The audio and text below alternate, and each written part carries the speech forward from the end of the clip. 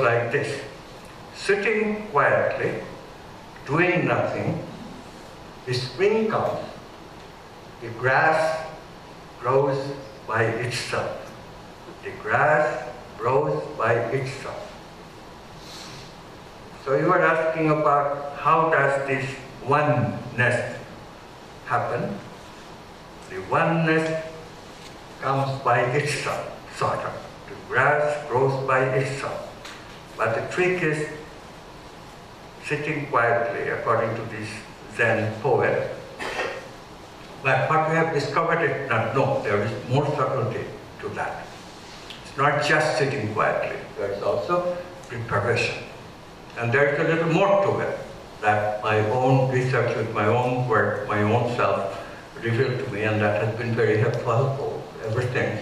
You know, creativity it just ceased to be a problem for me because this additional tool that I was fortunate enough to find out. So let's understand this process of incubation. This is where quantum physics has given a major help. This is why creativity itself is more and more, we call it quantum creativity, because without quantum physics we cannot understand the creative process.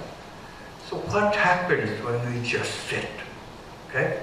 Crucial to understand. So let's see.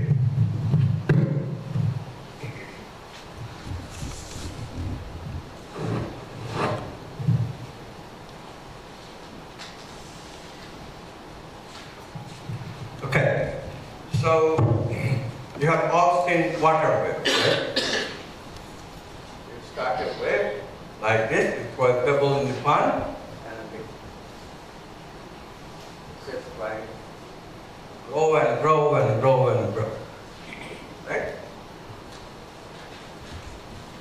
We are talking about waves of the mind, potentiality of the mind. What are the potentiality for? Mind processes meaning, so these objects are objects of meaning. And what do we mean by they're expanding, becoming bigger and bigger waves? Bigger and bigger pools of meaning. Meaning potentiality is just getting bigger and bigger and bigger. More and more potentiality for newer and newer meaning. Of the same old thing. Started like, you know, I throw the word love. It goes into the unconscious. And then starts becoming bigger and bigger pools of meaning just by itself, because it's a quantum object. And quantum object does not stay with the same phase. It expands and expands and expands. Now, you like that. That is better. Thank you. So we have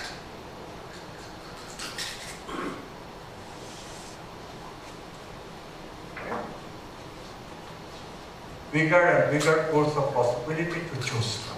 So wouldn't you like a bigger pool of possibility to choose from when you have the choice?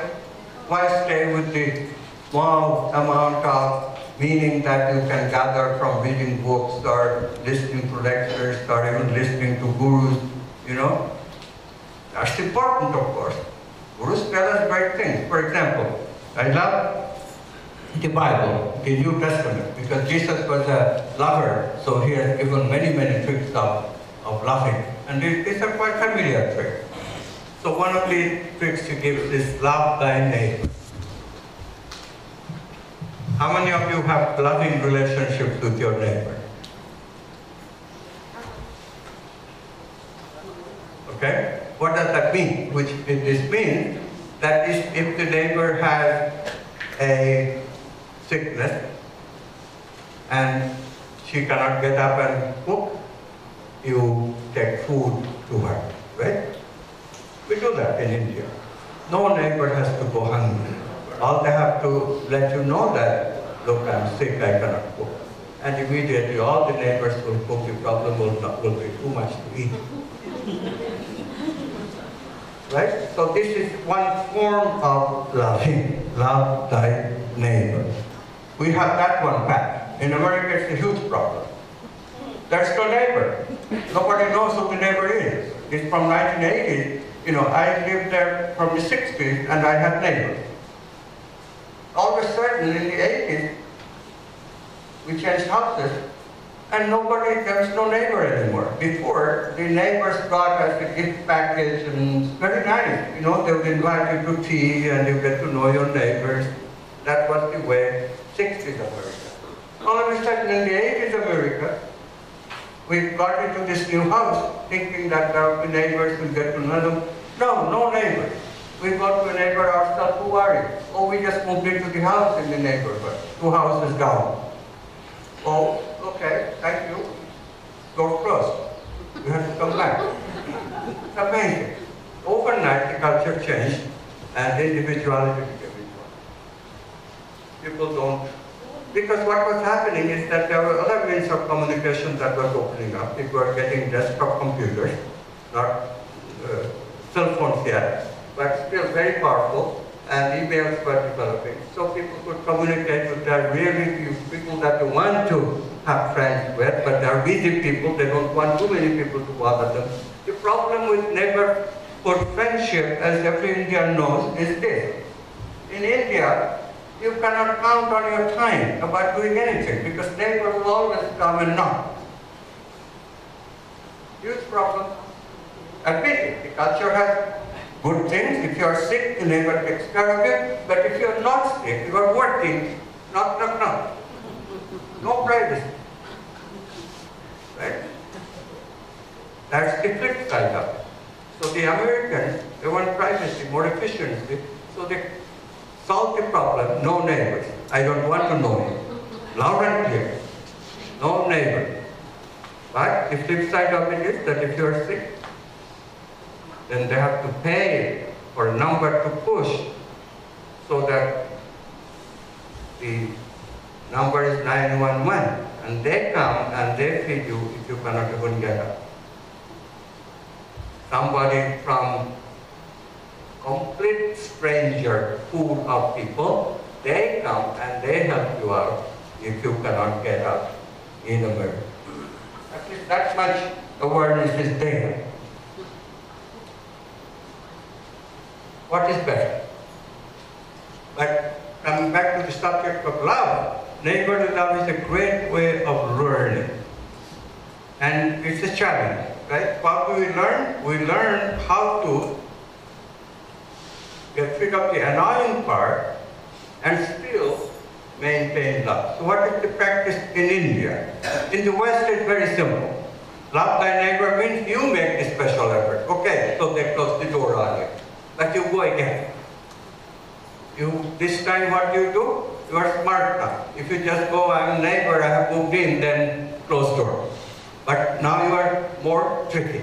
So you learn that, okay, you take some flour, you take a box of chocolate. Hey, I just moved in, and here's a little gift we brought for you. Then the door will open and they will feel obliged that, okay, let's at least feed the guest a cup of tea. And then the relationship that grows. So it becomes a challenge. Instead of taking the closed door and ending it, if you practice love, then what you do is you figure out a way that the door will remain open for a bit and you will get a chance to introduce yourself. Maybe some people have. That's the practice. So doing is tricky. You have to find ways to bypass the barriers that have been put. So what is the similar challenge to the Indian? I like the idea that neighbor brings me food when I'm sick, but I don't like the idea that neighbor knocks on my door at all hours. So what do I do to solve it? This is the preparation. So what do I do? Solve the problem of the annoying neighbor who comes at all hours and bothers me even when I want to work. Figure that one out. I'm not going to give you a solution, but that's preparation. These are the ways you prepare. So love thy neighbor is a very, very good idea. If anybody has a solution, please tell me. That would be good. The problem of the annoying neighbor.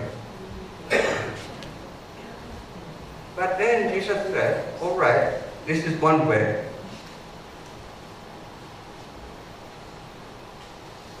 But if I tell you this one, you'll already get a hint for the first one. But I'll tell you anyway. So this one is very good. It says, and this happens to us sometimes. I was walking in the streets of Calcutta one time. It became kind of late. So it's 12 o'clock, midnight, and I'm walking, and a guy comes and says that I have some pens to sell, ballpoint pens. Would you like to buy one? So I was about to say that, no, I don't want to buy one, I don't need one, I have plenty of pens. But I look at him, and I know that I need to buy one, because if I don't, then the fellow will get violent, perhaps. That's just that intuition. And it's kind of saying that, you better buy one. It's a very friendly way to let me know that I wanted a friendly way some of your money that you're carrying, which I don't have, and I gave you money to it. I didn't even take the ballpoint pen. It's irrelevant. But look at the gentleness of this person. He needs the money, and he does not want to be violent, so he's selling pens. But he's selling pens at such a time with a little bit of violence in his voice, so that people unmistakably recognize that they better give the money, buy a pen, then he doesn't have to be violent. New meaning? You bet. So Jesus says the same thing. Suppose some stranger comes and says, I'm cold, give me your shirt. You are wearing two. You have an undershirt and you have an overshirt. Give me your shirt. Jesus says wonderful things. Practice love. Give him both. You can survive a little bit. You're just taking a walk from your house. House is a little bit away. So you give him both your shirts. Somebody wants a shirt from you, give him two. Give him both, give him the undershirt. And you go home bare body. So what? You will survive. India or Israel, hot countries, you will survive. No problem. So this is another way of practicing love. Somebody comes a little bit violent, but how do you deal with it? You deal with it by being creative. You recognize. You recognize. This kind of creativity is not the kind of creativity that we want, but it's a practice. It's a practice. You realize, okay, this is what is really being asked is quite reasonable. This fellow does not have it. I have plenty of shirts. So I give him two. Why not? Very, very good practice for practicing love. We don't rationalize. We don't say, well, sometimes the beggar comes in India and we rationalize. This money is going to go to this syndicate, and this woman who really needs the money, she's not going to get it. So why give the money? Because, or in America, we do rationalize in a different way.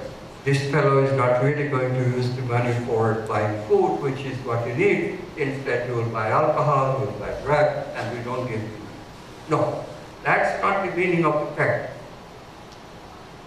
You give anyway. Once you give, it's not your duty to judge what the money will be spent on, because the money is not yours anymore. It's his or her money.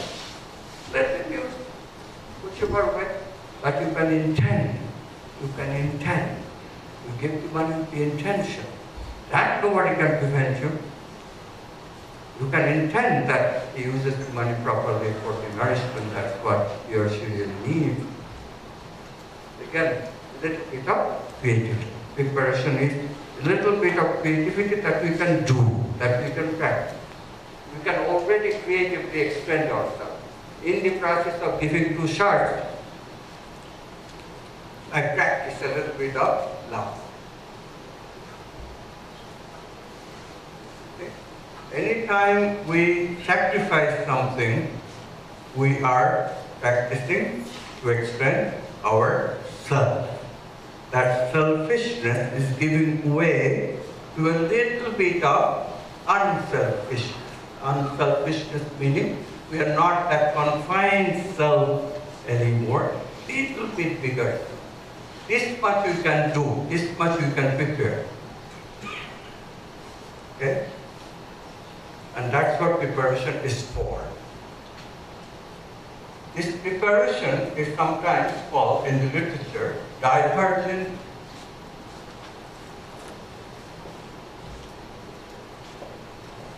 thinking.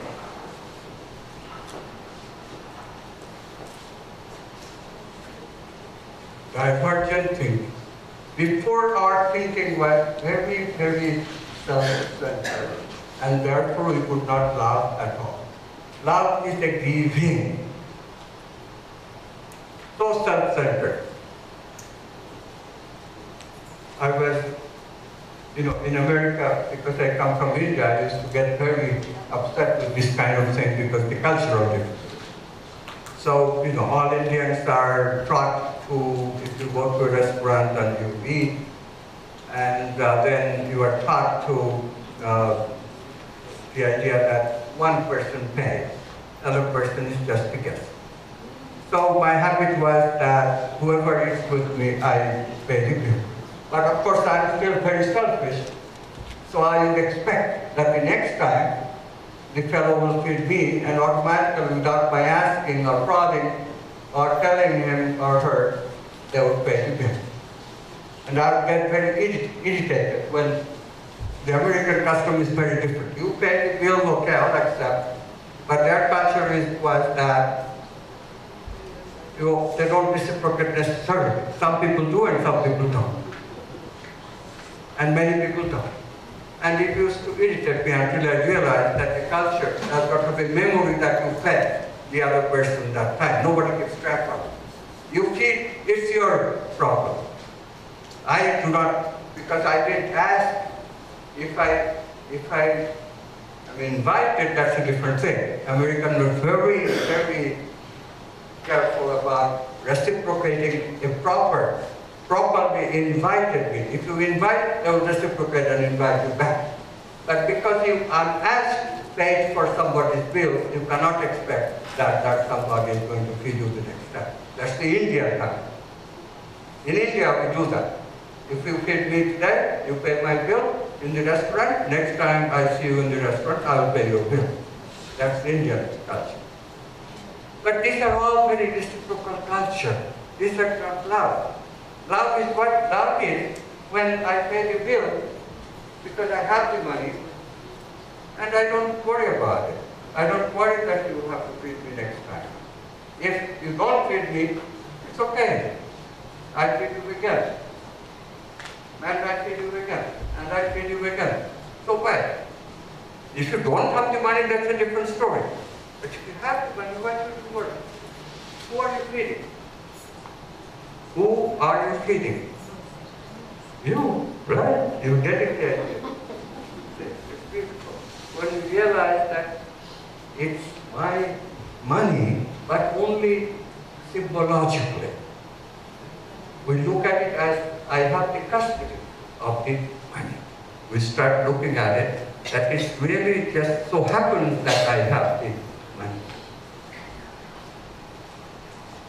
Just so happens. It's the grace of God. It just so happens that I am very smart and I succeeded in my business, I do it well, and therefore I got the money. Or I was very fortunate to be born to a very rich family and I have the money. Or I was so lucky to win the lottery and I have the money.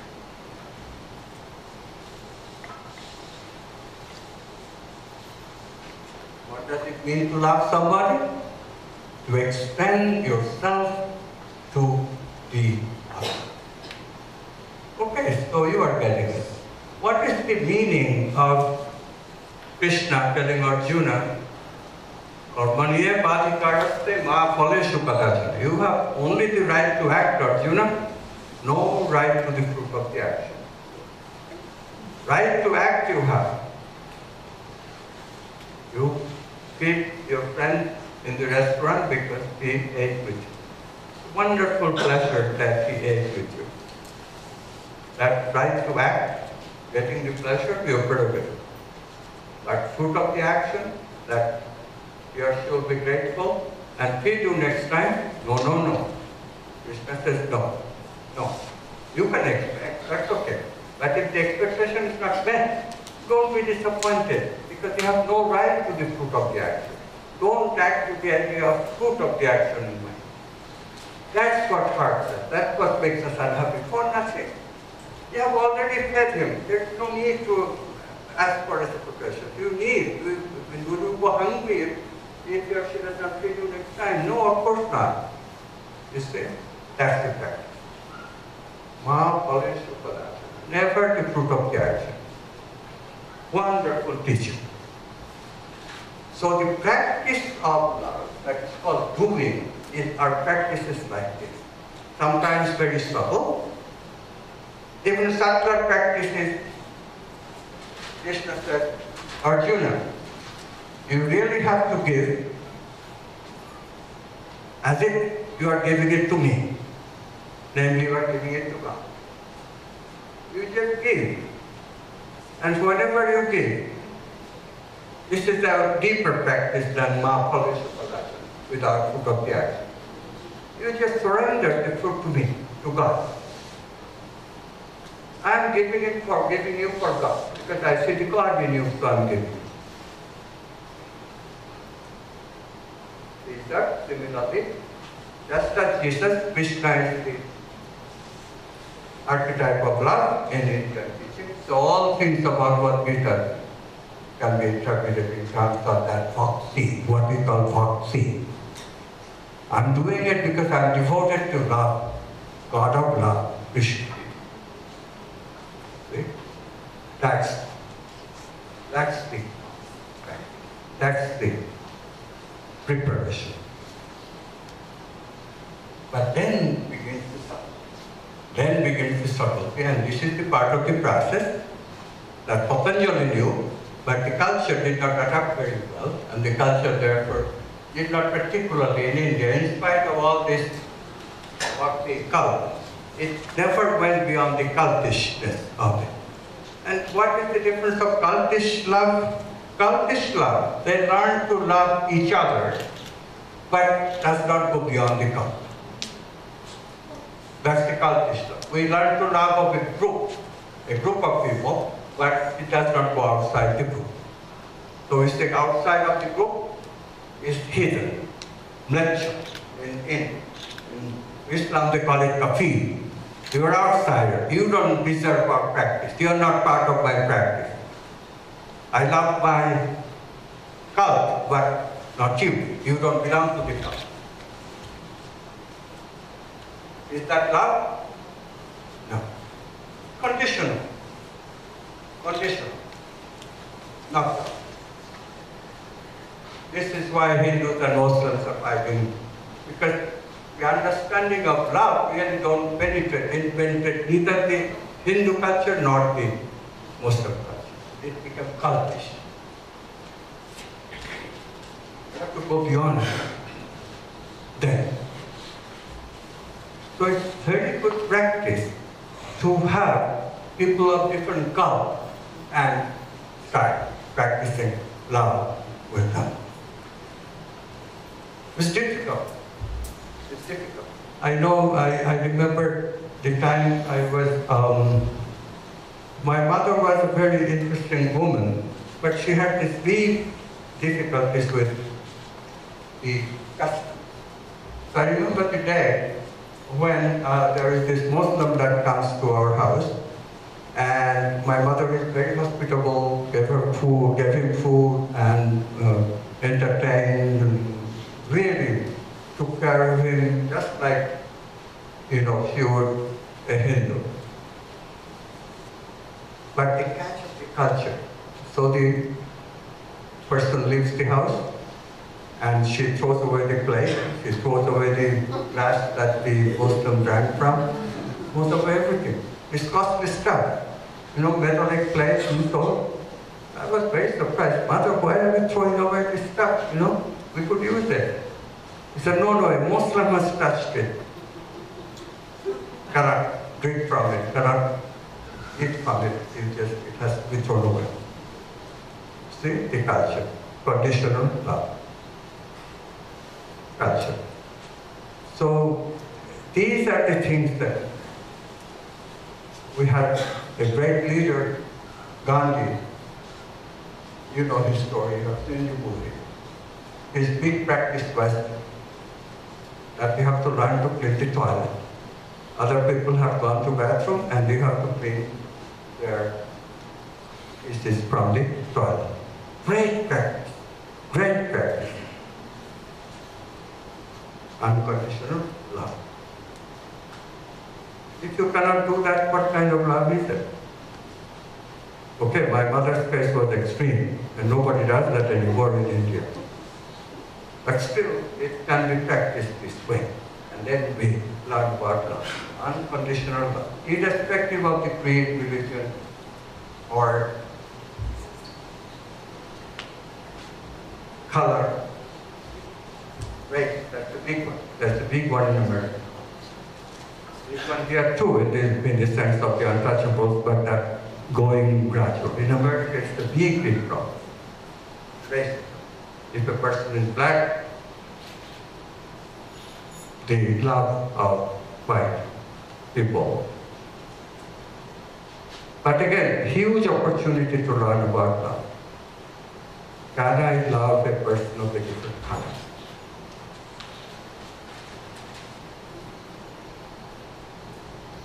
So it was great to see in America they elected a black president. I was there, and it was wonderful to participate in that energy.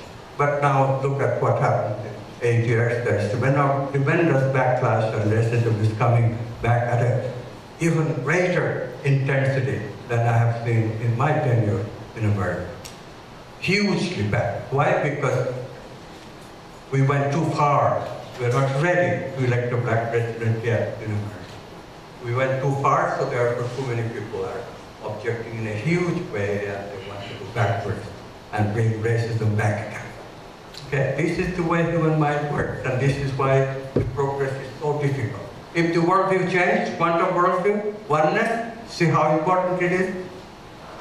If you see oneness, what's the problem? A little cultural difference, a little bit of difference in color, a bit of difference in looks, in mannerism, that's all. There really isn't any difference. So this respect for other person in terms of loving, but at the same time recognizing the difference, not overlooking that yes, this is different, and still see the conditioning, see the conditions that put us apart, and still go a little bit towards love. That much can be practiced. What cannot be practiced, what requires a shift in the meaning itself, is this idea of that selfishness that is there. These things are practicable. We can practice to give up racial prejudice. What you cannot practice so easily is to give up this selfishness that is there. That's different from this racial prejudice or prejudice of homophobia and prejudice against the poor people. These are easier to work on, but we have to start somewhere, so we start there. This is why I'm talking about it so much. We start there. And as we start there, we see that the ego has been defined in ways that's too constrictive. We can give up those things that are easy, you know? It's really not that difficult to give up racial prejudice, prejudice against a person of another religion, or prejudice against a person who just has different social status. In India, there is a lot to learn in the social status thing. In America, they already have done it. It's beautiful to see that an American will not hesitate to sit down with a maid and eat dinner and enjoy it. They have that basic dignity of labor already established. In India, we still struggle. We struggle so much. The servants themselves would not eat with you. They themselves would say that, no, you eat only. You insist and they will be offended. They will just not understand what kind of a man are you that you are asking your maid to eat with you. You must have a hidden motive, agenda. It becomes a problem. You have to respect their wishes and, okay, it's fine. I don't want you to, I don't insist. You know? And that's love.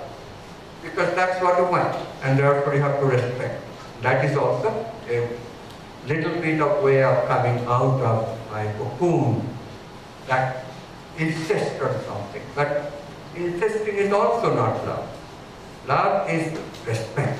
Okay, so you have a problem, I respect your wish, fine. I can eat some. There are other ways to love a man. There are other ways to love a son. But only within that respect of the person, how far that person can go to see that reciprocity. That is also part of loving. So these are all practices that we can do. We have so much opportunity. Okay? But back to unconscious processing. How are you doing in terms of time? No, we have been talking only 1 hour, so you're fine. Okay.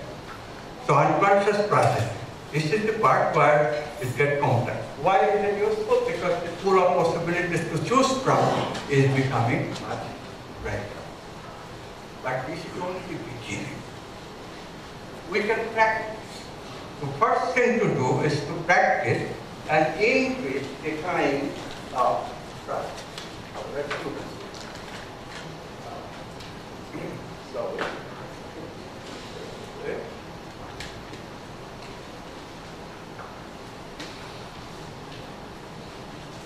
So why do we meditate?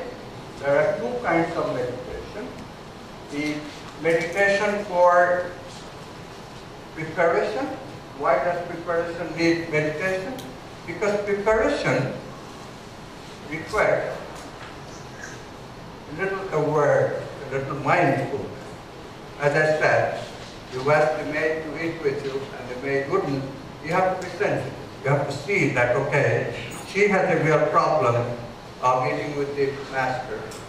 And therefore to respect that wish, to respect that, okay, there are other ways. I can pay you a little more. That's another way to show generosity. I don't have to do like what Americans do necessarily. That's not the only way, right? That's preparation. But there is another thing that I can do that is part of unconscious processing, part of this incubation, which is unconscious processing. This part is so for preparation, I need to develop sensitivity, I need to develop looking at the situation with more concentration. So for preparation, what we need is focus, or concentration, or mindfulness.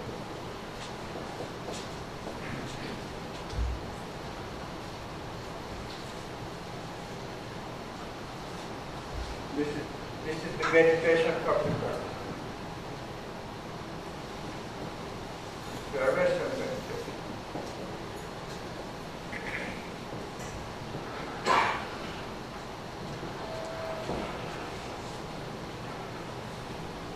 For unconscious processing, what we need to see is that the general nature of the mind is to give up thoughts and thoughts and thoughts and thoughts.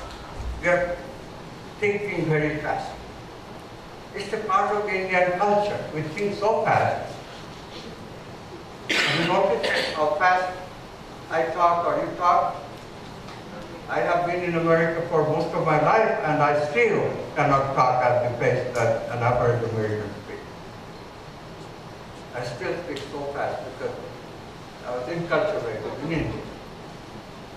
And talking fast is the way to be recognized as intelligent in India. If you don't talk fast, you are not so intelligent. Right? You have to talk fast to prove you're intelligent. Amazing culture. So how to slow down? Meditate. Talking is collapsing the possibility wave into a thought. Before talking, many possible meanings. as soon as we talk, we have chosen a particular meaning. If we fast talker, then we are choosing very, very fast. There is no processing in the unconscious. Nothing is going on in the unconscious because you are not giving an opportunity. The wave is ready to spread, but you have stopped the spreading because you are already collapsed the wave. So can we make the wave spread a little bit before we collapse? That's what the purpose of this kind of meditation is. So what happens then, what the objective is, that meditation will slow us down. Okay? When that happens, then in between, the thought will grow and grow and grow and become a bigger force of possibility to choose.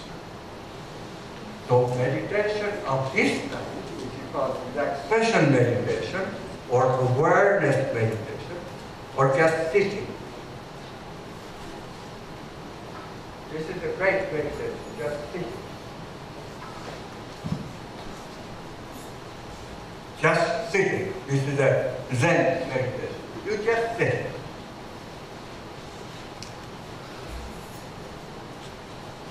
And watch your mind's time.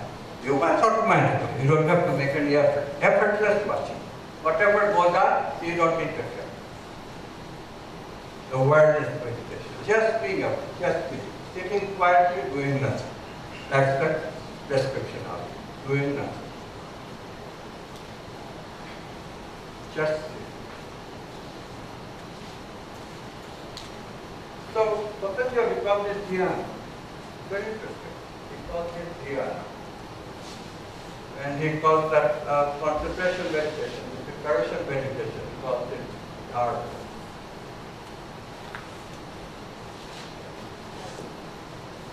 People interpret differently and miss the point. They think dhyana is just more dharma. No, dhyana and dharma are qualitatively different. It takes a little bit of maturity before we can be situated in dhyana, before we don't get angsty, before we can sit just quietly.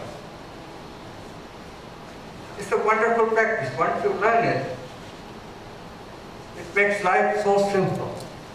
In my life, for example, before I knew how to relax, it was gradually, especially to wait for an airplane. You have missed your plane, or the plane is not leaving, that often happens. There is some problem. And they say that, well, another 4 hours. What do you do? If you get busy eating or drinking, very bad. Later on you will suffer. You can't do that. If you try to buy something, that's also a problem. Buying something readable is very tough in an airport because everything is for the mass market. Sex and violence. If you read novels, that's what you get. You don't want that. Newspapers, only so many newspapers you can read. So it doesn't work. What do you do? Walk around, you get tired. That doesn't work. So it's very difficult for you to live until you realize that I can just sit. I don't have to do anything. Sitting quietly, doing nothing. Right? It's great. I have been coming to South India since 1990. What happened was that there was a Kendra, called Vivekananda Kendra, very close from here. They started inviting me. They were having an international conference every year. So they found out I'm a quantum physicist and I'm doing something that would be useful. So I'm invited, so I give a talk, and they kind of like the talk. So my head is a little swelled up. And the head of the ashram, the spiritual head of the ashram, invites me to have a talk.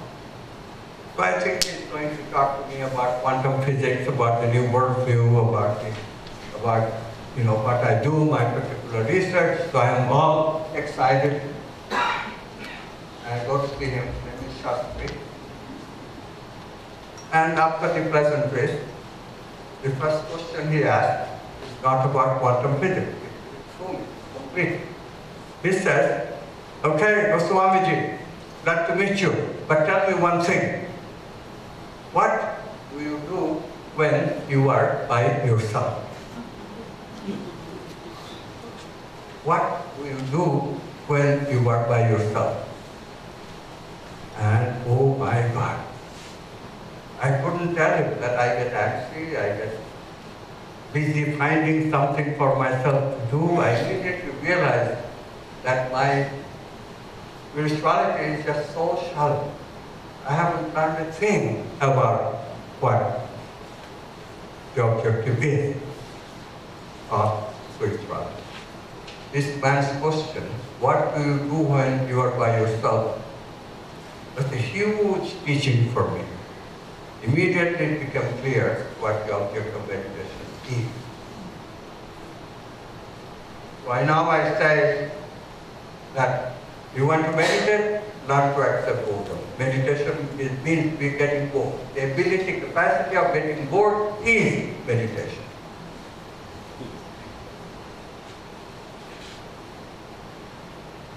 Can you comprehend that? Then you are ready.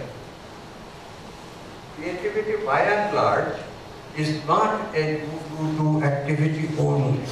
Yes, there is a doing phase. Yes, we can learn a lot by reading. We can learn a lot from listening to lectures like this. Sure. Nobody is denying it. That's do. But we got to also learn to be. Otherwise, it's unconscious processing where the process is, look at the process, unconscious processing. We know that processing happens in the unconscious. Freud has told us that. We want to avoid some stimulus. What happens? We suppress the response, and the response shows up in various other ways, and then we have an action that we are doing and we don't know why we are doing it.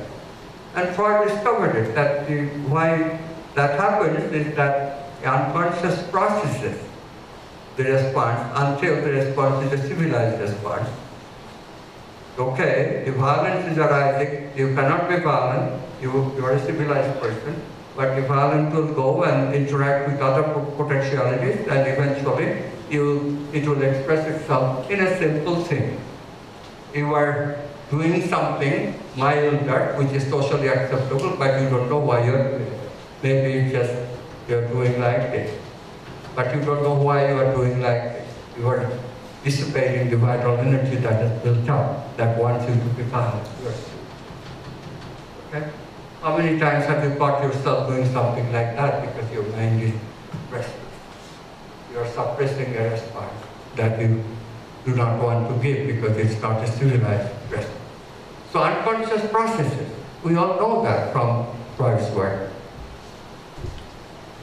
And that is the process we have to bring to bear for creativity, because the possibility pool becomes bigger. That was neurotic response. The same process can be used in a constructive way. So the problem here is, how do I know that the response will not be a neurotic response? How do we guarantee that we will have the creative response? And there are two issues here. Two issues here. We have to maintain a certain amount of focusing. That's one issue. If we do maintain the focusing, what happens? That's called priming the unconscious. Maintain focusing, we think of love also very often. So we don't do the unconscious processing forever. We don't sit forever. We bring our attention back to love every once in a while, consciously. So unconscious processing for a while, we're not paying attention to loving or love or neighbor or friend or lover, nothing of this for a while. For a while, just doing other things. Let the unconscious take care of it. But then, every now and then, we are doing it again, focusing. We are again focusing on love. Let's love my neighbor. Let me love my friend, or love my sister, love my brother, love my wife, love my husband. Practice. So alternatively, we focus and we allow unconscious process. We sit, we do, we sit, we do. So this is what I call do, we do, we do.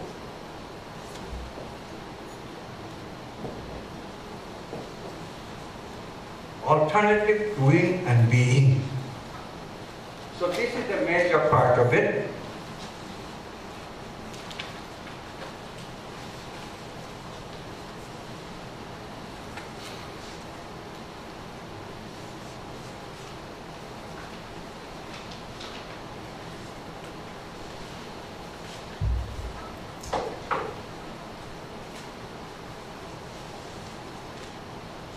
Major part of it.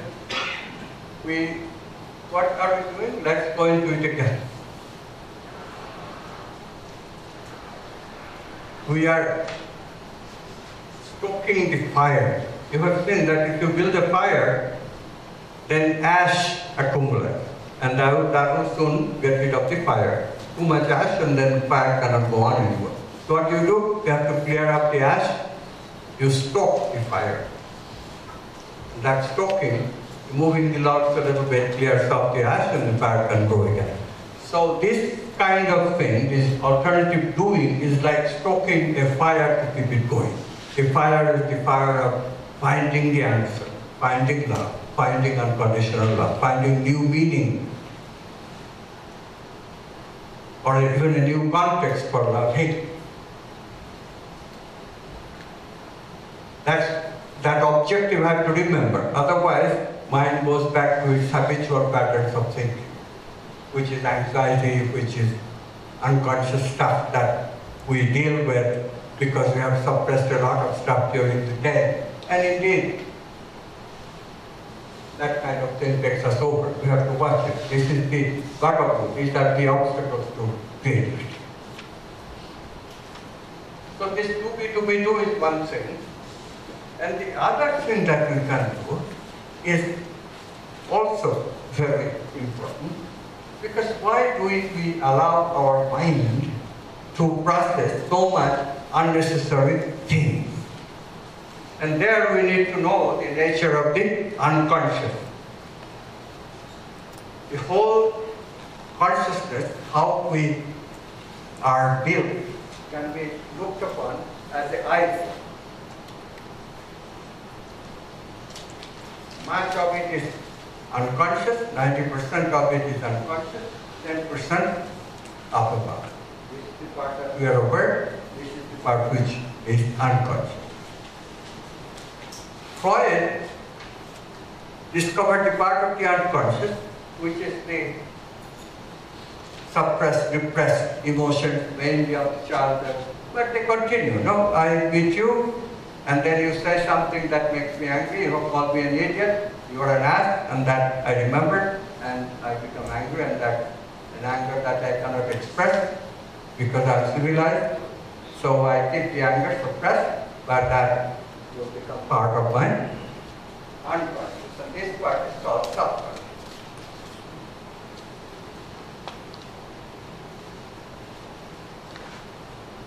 The subconscious is the source of neurosis. And then Jung discovered that there is another part which can be called collective unconscious.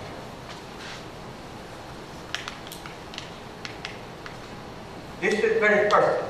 This is personal. Personal suppressed repressed. But collectively also, as a society, as a culture, human beings suppress a lot of stuff. And so that becomes part of the collective unconscious. It could be part of a cult or a race, or it could also be for all humanity, depending on how profound the symbols of this unconscious are. For example, many of our dreams are part of this collective unconscious. You remember collective unconscious. We see in dreams, dream figures, which are profound meaning, not the personal meaning, but profound meaning. We see like Kali shows up in our dream, the goddess of cleansing. So it's suggesting that you better clean up your act of it, otherwise, you know. I used to see, when I was into all these things, I used to see dreams of shit. Literally, a lot of kisses brought up in my dream. I was always going to a bathroom, a toilet. One dream I saw was so evocative.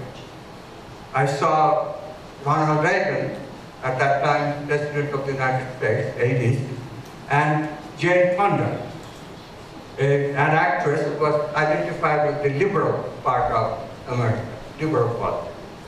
And these two people recognized that what are they doing? I looked at the ground, and the ground is all full of shit. And they're sort of dancing around, avoiding the shit. And I realized, oh my God, you know, I identified more with Jane Fonda, and this is a Republican, Ronald Reagan. But I realized, oh my God, they both are avoiding shit. They both are full of shit. And that's what they're avoiding. And that dream, after that dream, I never saw a shit dream again. So when it became clear that everything that we trusted are shit, garbage. That's not what creativity is. And this is the kind of thing that I'm talking about. Ramakrishna, the great Sama, had Kali as his archetype. Because if you clean up your act, then the other side of Kali appears, which is very benevolent, which is wonderful. And that's the Kali that Ramakrishna discovered early on, because he cleaned up very quickly his act. Did he have act? Yes, he has act. You read his biography. When he was young, he had lots of acts. But he cleaned up pretty fast and became a true worshipper of Kali. Kali is the symbol of cleansing. And when you clean yourself up, what can you do? You can even trample over Shiva. Shiva is the agent of creativity. Destruction and creation together.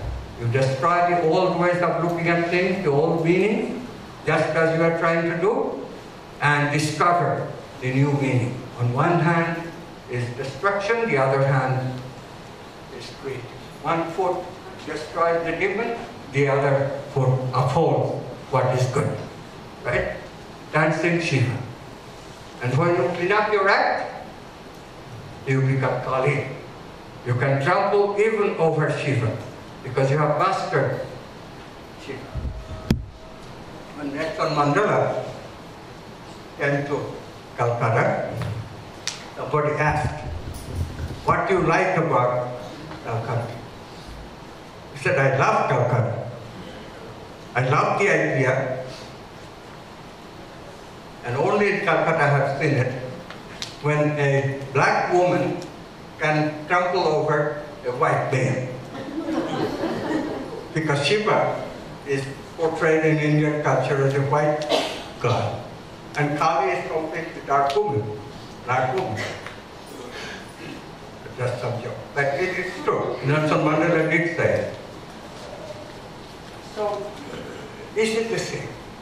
We learn to clean up the act, and then we go even beyond collective unconscious. We go into the unconscious that I call quantum unconscious.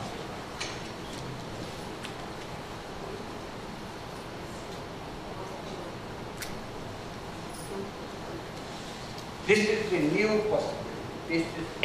This is forever new and new possibility. Forever new is the archetype. Why are the archetypes forever new? Because they cannot be represented. Like mind becomes jaded. Why? Because mind is represented as meaning, and so we become attached to the old meanings that we give to things. And that's what we have to learn not to do, so that you can process new meaning.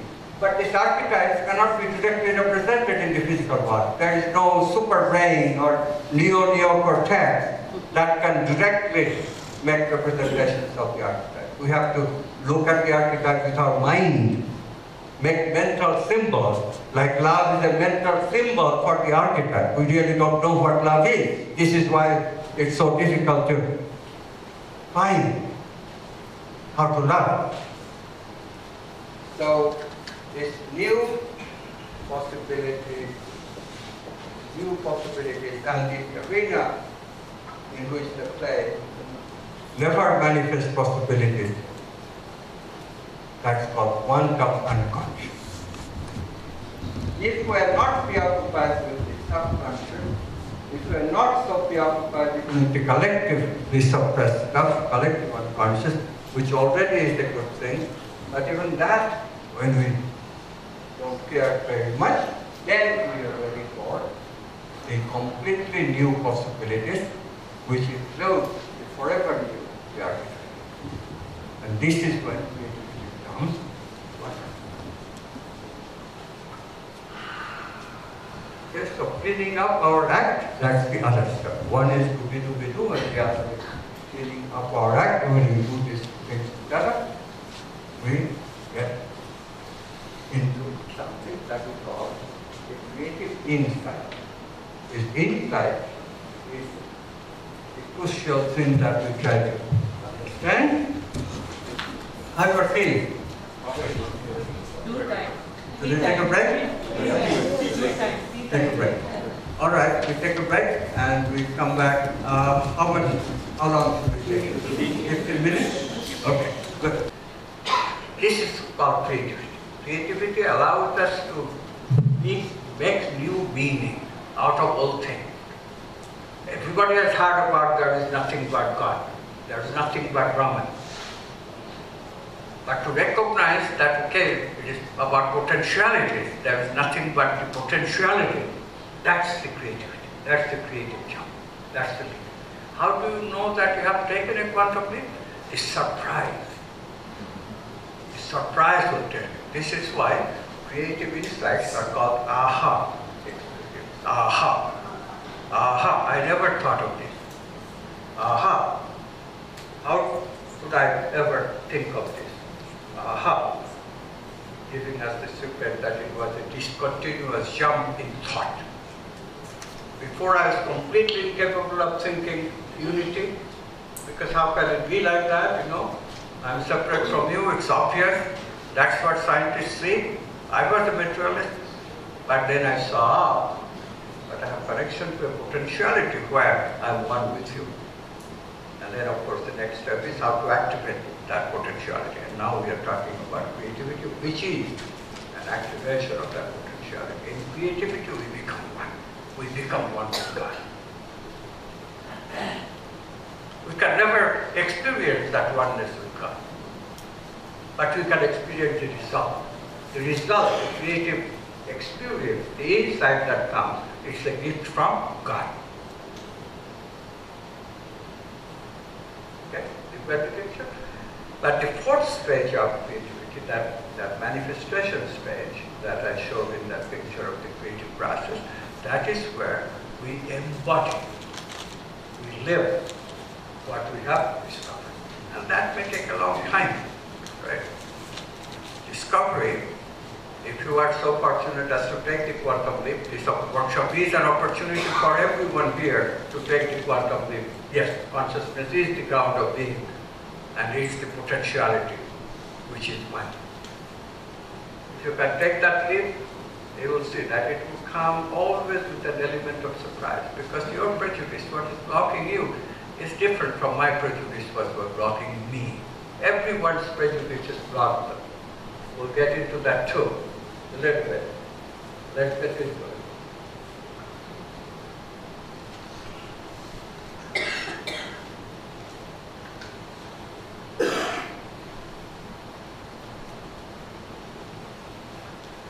Let's do an exercise. This is called 9-dot problem.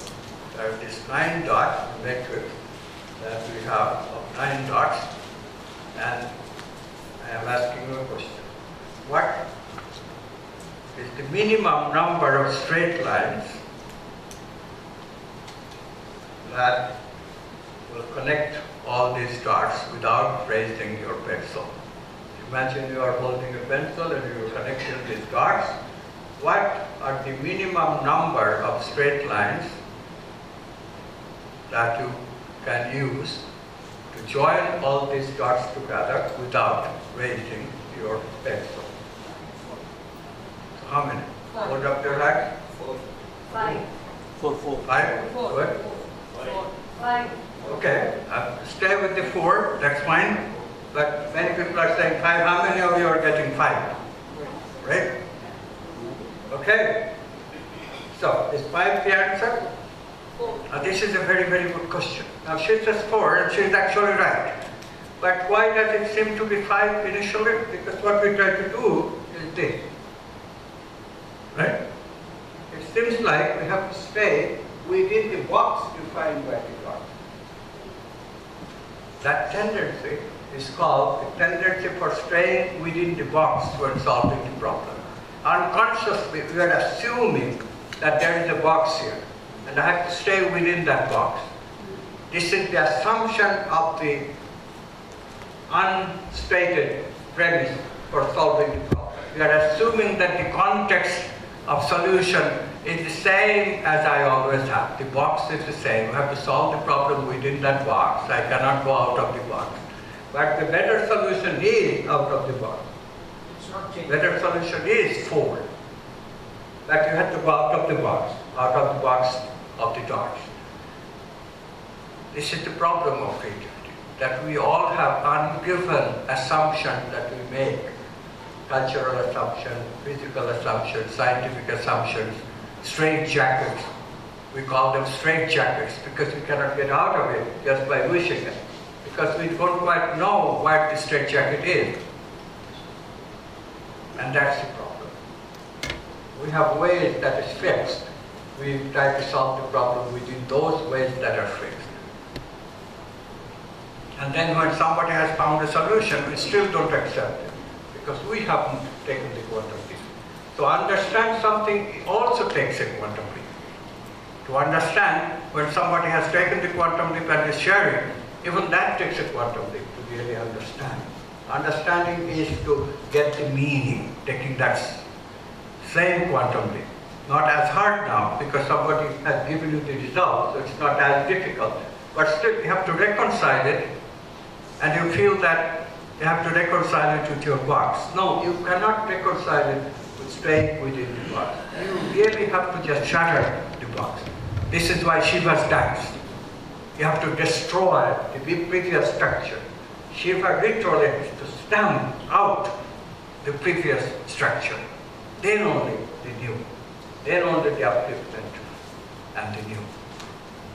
Right? Shiva's dance. Destruction and then creation. You have to come out of that confinement, that straitjacket that you live, that I live, that all of us live when we are trying to find such a thing as unconditional love. We have models of love that we have set up, and we say, well, I'm doing everything I could. I'm buying you birthday gifts, and I'm giving you all this stuff, and I'm supporting you, I'm maintaining you, so why don't you love me? Please love me, please love me. We have a model of what I can receive as love, and she's not giving it, and so we complain, please love me, I want to love, I want your love. I'm giving you all this stuff, why don't you return my love? But what am I really giving? And likewise, we could be a woman, I speak as a man, so my habit is to speak as you as woman, but you could do the same thing as woman, and then the same question. I'm giving you service, I'm washing your clothes, I'm giving you sex, I'm abiding by your rules and being secondary to your jobs, etc. And still, why don't you love me? What are you complaining? The other is loving me, right? In their own way. And I am loving the other also in my own way. The two ways are different because one is man, one is woman. Somebody wrote a book.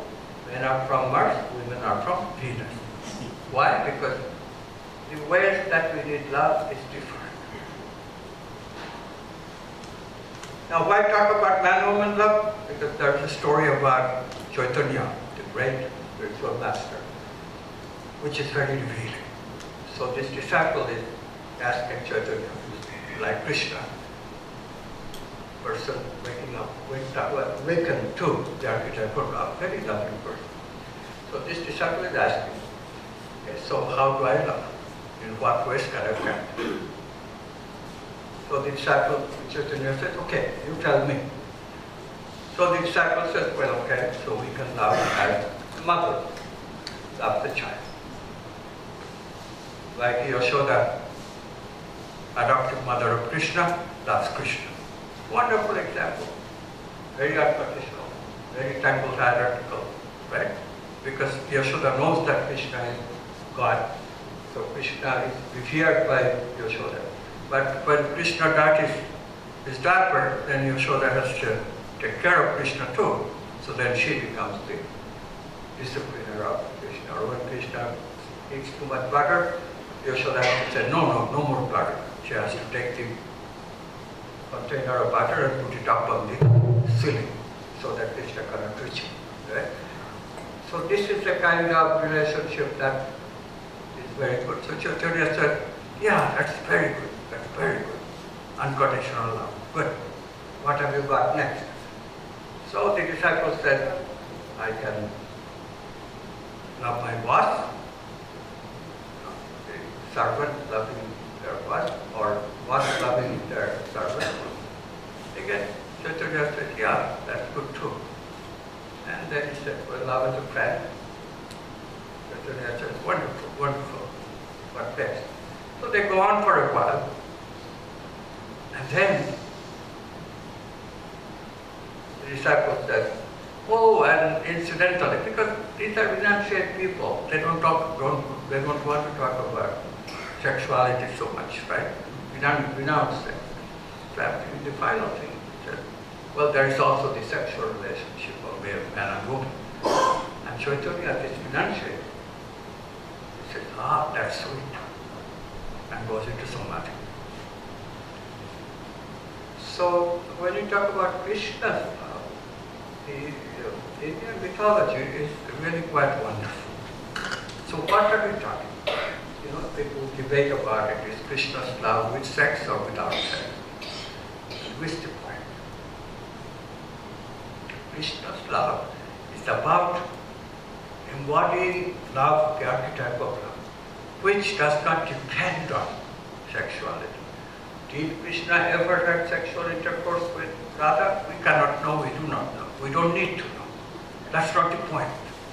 The point is that even sexuality can be a vehicle of love, unconditional love. This is the thing that married couple or any couple, today we have in the West, we have many unmarried couples. It's not necessary to be married couple or, you know, unmarried couple can do it, and in the West, finally people are acknowledging that even homosexuals can do it.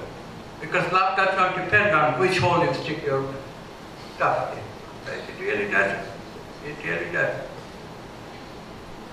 It's a commitment to abolish the barrier that keeps us from getting rid of that selfishness, from widening ourselves, who we are.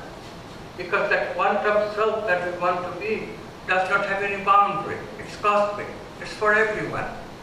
So how can I be that? This is the question that ego has to ask. Some of you are saying, why are we motivated to do this at all? Why should we want to do this? All right, yes, very good question. If you don't want to do this, don't. Because you cannot. If you don't want to find unconditional love in your life, you just cannot be creative and finding love. Use your creativity for investigating other archetypes. Love is not for you. But if it is love, then it's wonderful. This is why Chaitanya is saying, oh, it's sweet. So if you want to stay in this relationship that has gone stale, that has lost its newness, that has outdone the brain chemicals that gives us initial love, sexual love, so romantic, when that neurochemicals, and this perfect, very great researcher, passed away recently, she used to call it molecules of emotion. They're called endorphins. What happens is that sexual discharge gives us this brain makes very active and brain gives endorphins and feel kind of nice. It's not bliss, by the way. Definitely not, because the separateness remains very much so. And the neurochemicals don't stay active for very long. If you have seen one of those James Bond movies, you know that the hero James Bond changes partner every 6 weeks. But in those 6 weeks, he's totally in love with the partner because he will endanger his life repeatedly to save his partner. So that's a good example of how strong the romantic love is. This is the reason that in spiritual traditions, they talk about loving God with romance. In Christianity, for example, it's very, very wonderful symbology. The nuns take a vow of finding Jesus, discovering Jesus as their husband. In Indian tradition, there is a similar story.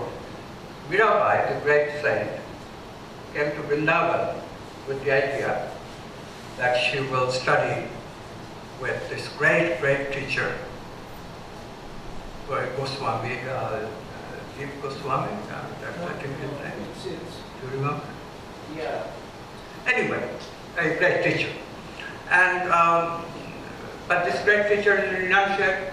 He sent back, no, I cannot take you as a disciple, you are a woman. And Mirabai writes this very famous letter. Dear teacher, I thought in Vrindavan, only male is